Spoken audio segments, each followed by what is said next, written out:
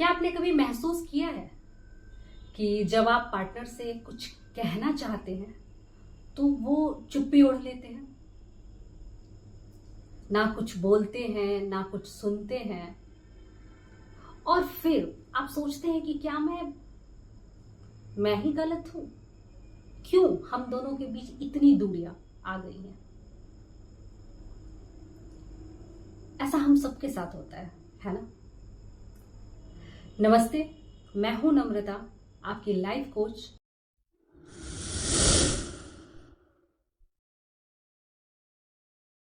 और आज हम बात करेंगे silent treatment with healthy communication की। अब्राहम हिक्स की थ्योरी के जरिए जानिए कि ताकि आप समझ सके ये गैप कहां से आता है, ताकि आप समझ सके ये गैप कहां से आ जाता है और इसे कैसे भरा जा सकता है। आपको ये समझना पड़ेगा। तो हम पहला सेक्शन कह लीजिए, ये पहला स्टेप लेते हैं।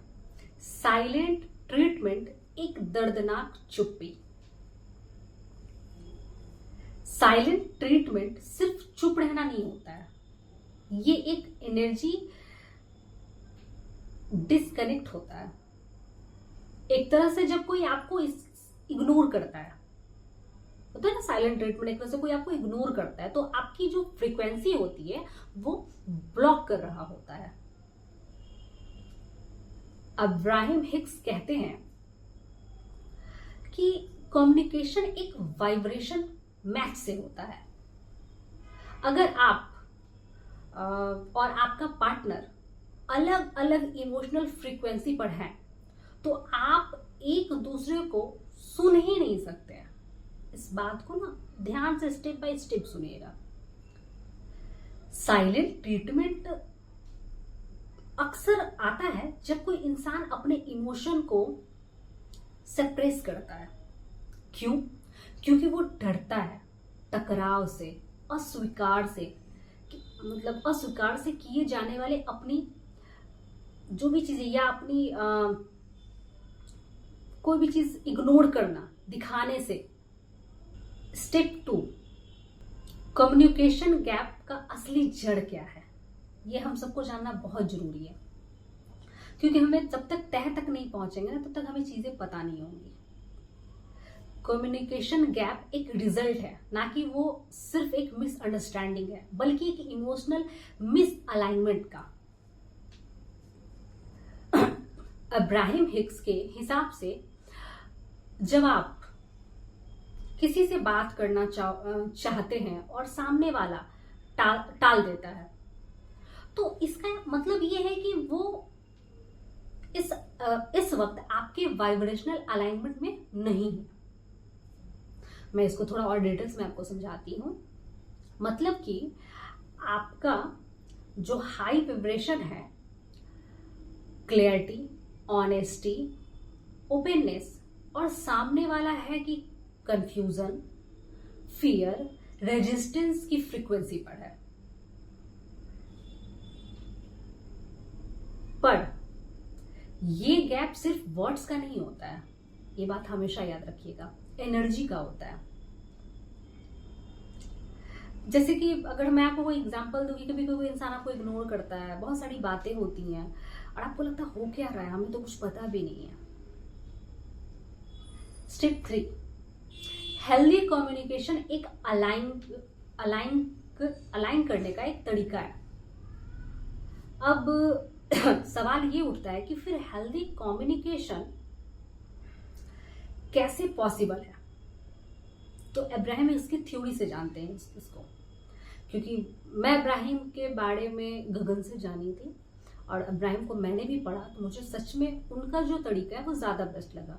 अब्राहम हिक्स कहते हैं जब दो लोग अपनी सोर्स एनर्जी के साथ अलाइन होते हैं तब भी वो एक दूसरे के से सच्चे रूप में कनेक्ट कर सकते हैं।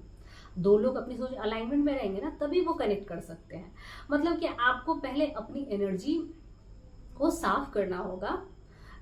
जैसे कि मान लीजिए ब्लेम नहीं, एक्सपेक्टेशन नहीं, बस अपने आप को स्टेबलिश करना है, मतलब आपको ब्लेमिंग नहीं करना है, एक्सपेक्टेशन नहीं करना है, अपने आप को स्टेबल करना है, स्टेबल सेंटर में आना है आपको। हेल्दी कम्युनिकेशन तब होती है जब आप सामने वाले की जगह पर खड़े होकर सोचते हैं। हम हमेशा सिर्फ अपने बारे में सोचते हैं, कभी भी उस सिचुएशन में सामने वाले के बारे में नहीं सोचते हैं। आप अपनी बात को काम एनर्जी से रखते हैं, एकदम शांति से, काम, और साइलेंस को पनिशमेंट नहीं बल्कि स्पेस समझते हैं। ये बहुत जरूरी है। हमारे साथ क्या होता है ना कि अगर कोई हमें इग्नोर करता है, ये बात नहीं करना चाहता, तो हमें लगता है कि अगर बहुत दिन गैप होगा तो फिर ये हो जाएगा, वो हो जाएगा, और हम बहुत निगेटिव वाइब्रेशनल फ्रिक्वेंसी पे होने लगते हैं। स्टेप 4, कैसे पहचाने साइलेंट ट्रीटमेंट हो रहा है या स्पेस की जरूरत है। मान लीजिए आपको कोई, अगर आपकी बातें बहुत नहीं होती हैं, तो कैसे पहचानेंगे ये स्पेस की जरूरत है या साइलेंट ट्रीटमेंट है। बहुत से लोग साइलेंट ट्रीटमेंट और स्पेस में फर्क नहीं समझ पाते हैं, तो चलिए इसे क्लियर करते हैं। मान लीजिए अगर आपका पार्टनर बिना बताए लगातार आपको अवॉइड करता है, या साइलेंट ट्रीटमेंट, ये साइलेंट ट्रीटमेंट है, ठीक है। अगर वो खुद कहता है कि मुझे थोड़ा सा वक्त चाहिए, थोड़ा सा स्पेस चाहिए, अब्राहम हिक्स यही सिखाते हैं कि क्लैरिटी तब आती है जब आप रेजिस्टेंस को छोड़ देते हैं। इस बात को याद रखिएगा। तो अगली बार जब गैप महसूस हो तो खुद से पूछिएगा कि क्या मैं अपने पार्टनर से कनेक्ट करना चाहती हूँ या चाहता हूँ, या बस उन्हें बदलना चाहती हूँ। हमारी आदत होती है ना कि हम खुद पे काम कभी नहीं करते हैं। अब ऐसा सामने वाला बदल जाए, सामने वाला कुछ चीजों को करे, सामने वाला हम ये कर, लेकिन हम अपने अंदर की वाइब्रेशन फ्रीक्वेंसी को कभी देख ही नहीं पाते और खुद को बदलना ही नहीं चाहते, हम अपने ऊपर काम ही नहीं करना चाहते। पहली बड़ी बात है तो हम एक्सेप्ट ही नहीं करते कि हमारी गलती हो गई। सेक्शन 5, एक powerful practice vibrational alignment script दे रही हूं आप लोग को। बिल्कुल आप इस स्क्रिप्ट को एक बार अफर्मेशन को पढ़िए जब भी आपको कुछ लो फील हो। तो अब मैं एक छोटा सा स्क्रिप्ट देती हूँ जो आपके किसी भी कम्युनिकेशन से पहले, कोई भी कम्युनिकेशन आप करने जाए अपने पार्टनर से पहले साइलेंटली दोहरा सकते हैं, ताकि आपकी एनर्जी अलाइन हो जाए। ओके, एकदम आराम से। एक मतलब ये मतलब थेरेपी भी कह लीजिए। किसी भी चीज को करने से पहले जब भी आपको बात करना हो या तो अपने आप को 3-4 अफर्म कीजिए। मैं शांत हूं, मैं खुली हूं, मैं अपने पार्टनर को समझने के लिए तैयार हूं, मैं कनेक्शन चाहती हूं, कंट्रोल नहीं, मैं प्यार भेजती हूं, डर नहीं। जब आप ये 3-4 शब्द को बोल देंगे ना, तो आपका दिमाग उसी वे में काम करेगा। इस एनर्जी में जब आप बात करेंगे तो सामने वाला भी नेचुरली ओपन होगा आपके पास।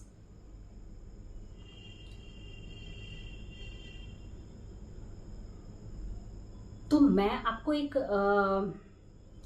टेक्निक बताती हूँ अब्राहम की, जो बहुत ही बेहतरीन टेक्निक है। आप उसको भी यूज कर सकते हैं। और अगर आप बहुत ही मतलब बहुत सिंपल टेक्निक है, आप करें, अब्राहम इसकी थ्योरी पे है, आप एक बार इसको इस्तेमाल करके कीजिए और उसके बाद विश्वास कीजिए, शायद आपको रिजल्ट मिल जाए। शायद नहीं, मैं 110% कह रही हूँ कि आपको रिजल्ट मिलेगा। और अगर आप इस वक्त कम्युनिकेशन गैप से गुजर रहे हैं तो खुद को ब्लेम मत कीजिए। ये एक प्रोसेस है और आप इसमें अकेले नहीं हैं। बस इतना याद रखिए कि पहले अपनी एनर्जी को हील कीजिए, बात अपने आप हीलिंग हो जाएगी। ठीक है।